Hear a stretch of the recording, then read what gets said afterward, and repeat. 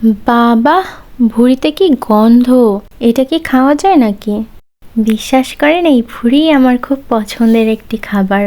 আসসালামু আলাইকুম। Culinary canvas থেকে আমি জান্নাতুল হাজির হয়ে গেলাম ভুঁড়ির অনন্য স্বাদের একটি রেসিপি নিয়ে। আজকে আমি ভেড়ার ভুঁড়ি রান্না করব। রান্নার জন্য ভুঁড়িটা খুব ভালোভাবে পরিষ্কার করে নিতে হবে আর কয়েকবার উষ্ণ গরম পানি দিয়ে ধুয়ে নিতে হবে। একটি হাঁড়িতে পানি নিয়ে তাতে লবণ, হলুদ, তেল দিয়ে জাল করতে হবে বলক না আসা পর্যন্ত।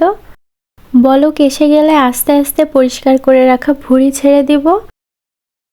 30 মিনিটের মতো জাল করব। জাল দিয়ে সব পানি শুকিয়ে ফেলবো না, কারণ দিনে 2 বার করে 2 থেকে 3 দিন 20 মিনিট মিডিয়াম আঁচে জ্বালাতে হবে, তাহলেই ভুঁড়িতে ভালো টেস্ট আসবে। অনেকেই আছেন মাংস রান্নার মতো সদ্যজাত পরিষ্কার করা ভুঁড়ি রান্না করেন, কিন্তু এই ভুঁড়ি খেতে একদমই টেস্ট লাগে না, বরং চিবোনোর সময় রাবার রাবার ফিলিং হয়। আমার 2 দিন জাল দেবার পর এই অবস্থায় এসেছে। জাল দেবার পর ঠান্ডা হয়ে আসলে ছোট ছোট পিস করে কেটে নিব। ছোট পিস করার পরে দেখুন আমার এই রকম পর্যায়ে এসেছে। তারপর একটি কড়াইয়ে তেল দিব। তেল গরম হয়ে আসলে পেঁয়াজ কুচি দিতে হবে। কিছু সময় ভেজে নেবার পর একে একে 1 টেবিল চামচ রসুন বাটা, 1 টেবিল চামচ আদা বাটা দিতে হবে। রসুন আদার কাঁচা কাঁচা ভাব চলে গেলে একটু পানি দিতে হবে। তারপর 2 টেবিল চামচ লাল মরিচের গুঁড়া, 1 টেবিল চামচ ধনিয়া গুঁড়া, 1 টেবিল চামচ জিরা গুঁড়া, 4টা এলাচ, 3 থেকে 4 টুকরা দারুচিনি, 7 থেকে 8টা লবঙ্গ দিয়ে ভালোভাবে মিশিয়ে নিতে হবে। সাথে কিছু তেজপাতা দিয়ে দিব। এইখানে আপনারা চাইলে হলুদ দিতে পারেন, কিন্তু আমার ভুঁড়িতে যথেষ্ট হলুদ মাখানো ছিল, এই জন্য আমি আর এক্সট্রা হলুদ ব্যবহার করছি না। সব কিছু মিশিয়ে ভালোভাবে ভাজতে হবে।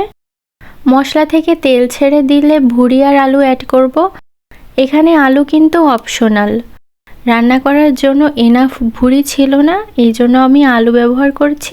আপনারা চাইলে আলুটা বাদ দিতে পারেন, তাহলে কিন্তু ভুঁড়ির টেস্ট আরও বেড়ে যাবে।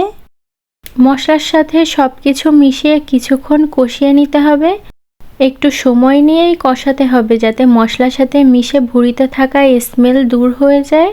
আর হ্যাঁ, ভুঁড়ি জ্বালানোর পর লাস্টে লবণ হলুদের যে তলানিটা থেকে গেছিল, আমি কিন্তু সেটা ব্যবহার করছি না। অনেকেই ব্যবহার করে, তবে আমি মনে করি ওই অংশটুকু না দিলে ভুঁড়ির গন্ধ অনেকাংশে কমে। কষানো হলে ভুঁড়ি যখন কড়াইয়ের সঙ্গে লেগে আসে, তখনই আমি 1 বাটি পানি দিয়ে দিচ্ছি। তারপর দিচ্ছি নারকেলের দুধ। দুধের পরিমাণ 1 বাটির মতো হবে। ভালোভাবে মিশিয়ে ঢেকে দিব। এখন এটাকে ওর মতো করেই ছেড়ে দিব রান্না হবার জন্য। মাঝে মাঝে চেক করতে হবে তলায় লেগে যাচ্ছে কিনা, একটু নেড়ে দিতে হবে। তারপর দিব 1.5 টেবিল চামচের মতো গরম মশলা আর ঢেকে লো মিডিয়াম আঁচে জাল দিতে হবে। ততক্ষণ পর্যন্তই জাল দিবেন যতক্ষণ না উপরে তেল ভেসে ওঠে। আর মাঝে মাঝে চেক করতেই থাকবেন যেন কড়াইয়ে তরকারিটা লেগে না যায়। চুলা বন্ধ হওয়ার পর আমি কিছুক্ষণ গরম চুলার উপরেও এটা রেখে দিয়েছি, যাতে আস্তে আস্তে তরকারি থেকে অবশিষ্ট সব তেলটুকুই ভেসে ওঠে। দেখুন দেখতে কতটা লোভনীয় হয়েছে, খেতেও কিন্তু মাশাআল্লাহ দারুণ মজার হয়। আপনারা এভাবে একদিন ট্রাই করতে পারেন, ভুঁড়ি থেকে আশা করি কোনো ব্যাড স্মেল আসবে না।